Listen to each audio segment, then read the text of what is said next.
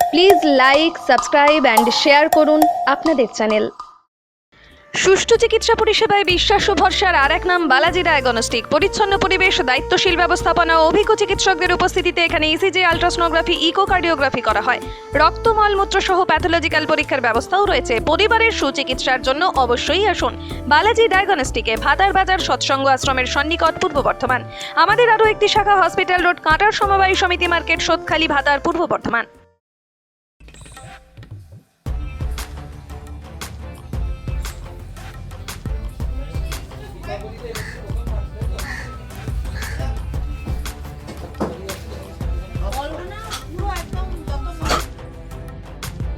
মহামায়া কালী পুজোর সাথে মোমবাতি ও প্রদীপ ওতপ্রোতভাবে জড়িত। যুগ যুগ ধরে কালী পুজোর সময় গৃহস্থের বাড়ির ছাদ, উঠোন, দরজাতে মোমবাতি ও প্রদীপ দেওয়ার রেওয়াজ চলে আসছে। বর্তমানে বৈদ্যুতিক আধুনিকতার ছোঁয়ায় হারিয়ে যেতে বসেছে এসব প্রাচীন চিরাচরিত প্রথা। ভাতারের আমারুন অঞ্চলের এওরা গ্রামে মা শারদা ক্যান্ডেল এই কয়েকশো বছরের পুরনো প্রথাকে ফিরিয়ে নিয়ে আসার জন্য সচেষ্ট। তাঁদের চেষ্টাকেই আমরা তুলে ধরেছি 7 দিন সংবাদে।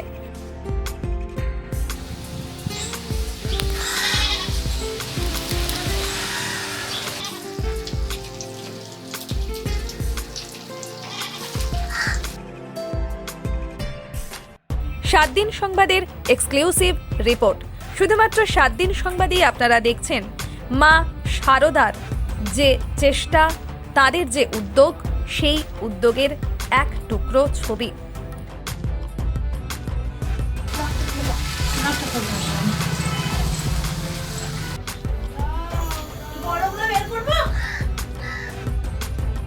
মা শারদা ক্যান্ডেলের সদস্যা বৈশাখী মাঝি বলেন, আধুনিকতার ছোঁয়া লাগলেও গ্রাম বাংলাতে এখনো প্রদীপ, মোমবাতির চাহিদা প্রচুর রয়েছে। কিন্তু করোনা পরিস্থিতির জন্য মানুষের হাতে টাকা নেই, তাই এবছর মোমবাতির চাহিদা সেরকমটা নেই। প্রয়োজনীয় কাঁচামাল কলকাতা থেকে নিয়ে আসা হয়। তবে কলকাতা থেকে কাঁচামাল এলেও এই গ্রামেই আধুনিকতার ছোঁয়া লাগিয়ে নতুন ডিজাইনের মোমবাতি ও প্রদীপ তৈরির কাজ হয়ে থাকে। প্রতিষ্ঠানে বেশ কিছু মহিলা রয়েছেন, তারা এখানে কাজ করে স্বনির্ভরশীল হয়ে উঠছেন। আগামী সময়ে আধুনিকতার ছোঁয়া থাক, কিন্তু মোমবাতি ও প্রদীপের আলোয় ভরে উঠুক মায়ের পুজো। আপনি এখন কোথায় এসেছেন? আমি মাল কিনতে এসেছি। মোমবাতি কিনতে এসেছেন তো? হ্যাঁ। তো আপনি এখানে কতদিন ধরে এই মোমবাতি কিনতে আসছেন? এই 6 মাস। তো সামনে তো কালী পুজো আসছে, তো এই সময় এই মোমবাতির কতটা চাহিদা হয় আপনাদের? চাহিদা আগে ছিল, এখন লকডাউন জন্য চাহিদা কমে গেছে। আর দাম দাম কিরকম আছে? দাম মোটামুটি এখানে নিয়ে গিয়ে লাভ হয় আমাদের। তো এখনকার সময় তো সবাই বৈদ্যুতিক বিভিন্ন তারা লাইট ইউজ করে কালী পুজোর সময়, তো আপনি হঠাৎ এই মোমবাতি কিনতে এলেন?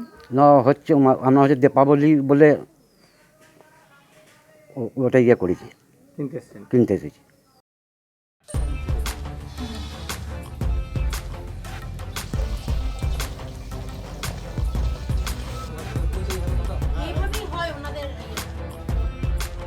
কি করেন আপনি? আমি এই মোমবাতি তৈরি করি। কোথায় করেন? বৈশাখী মাঝি ঘরে। আপনি কতদিন ধরে করে আসছেন? 3 মাস হলো। এখানে আপনি কতক্ষণ সময় ধরে এই কাজ করেন? মানে সারাদিনই। তো সামনে তো কালী পুজো আসছে, তো এখন মোমবাতির চাহিদা কীরকম দেখতে পাচ্ছেন আপনারা? এটা মানে এখন লকডাউনে ইয়ে যেমন হয় সেরম হচ্ছে না, মোটামুটি হচ্ছে। এতে তো আপনাদেরও অসুবিধা হচ্ছে কারিগর হিসাবে। হ্যাঁ, অসুবিধা তো একটু হচ্ছে। কীরকম অসুবিধাটা হচ্ছে বলে মনে হয়? মানে বেশি চাহিদা হলে তেমনি আমাদেরও মজুরি বাড়বে, এবার কম চাহিদা বলে মজুরিটাও কম।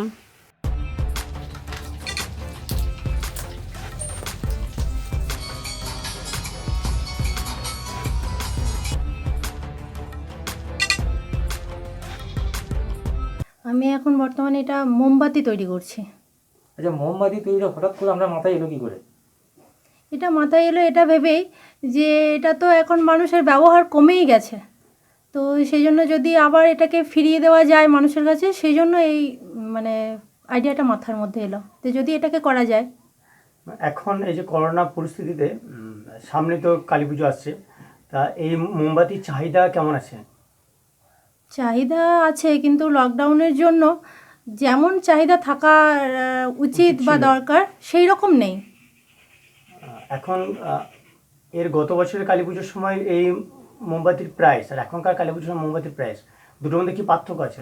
অনেক পার্থক্য আছে, কারণ এখন এই লকডাউনে যেটা 5 টাকার হিসেবে আমরা কোনো কিছু পেয়েছি, সেটা এখন আর পাচ্ছি না। করোনা পরিস্থিতিতে সব জিনিসেরই বাজার মূল্য আপনার বেড়ে গেছে। 10 টাকা থেকে শুরু করে 300 টাকা পর্যন্ত মোমবাতি আমি তৈরি করছি। বৈদ্যুতিক মোমবাতি নিয়ে কি করা উচিত, না আমাদের এই চিরাচুরি প্রথাটা কি মেনে কালী পুজোর সময় ঘর বাড়ি সাজানো উচিত? কোনটা বলে মনে হয়? আমার মনে হয় যেটা আমাদের মা ঠাকুমারা করে এসছে, মোমবাতি জ্বালিয়ে দীপাবলি, তো সেটা করাই উচিত। মানুষ তো এগুলো ভুলেই গেছে, তো বৈদ্যুতিক সব কিছু ব্যবহার করছে। তো যদি আসলে মানুষ এটা পায় না হাতের কাছে, যদি এটা মানুষ হাতের কাছে পেয়ে যায়, আমার মনে হয় এটা মানুষ করবে। নিত্য নতুন প্রযুক্তি নিয়ে আন্তর্জাতিক মানের চিকিৎসা পরিষেবা এখন পূর্ব বর্ধমানের ভাতারে। Ultrasonography, echocardiography, digital X ray, 3 channel digital ECG, modern digital pathology চিকিৎসার জন্য আজই আসুন জাতীয় ও আন্তর্জাতিক পুরস্কারপ্রাপ্ত সংস্থা সেবালয় পলিক্লিনিক অ্যান্ড ডায়াগনস্টিক সেন্টারে, ভাতার বাজার, কদমতলা, পূর্ব বর্ধমান।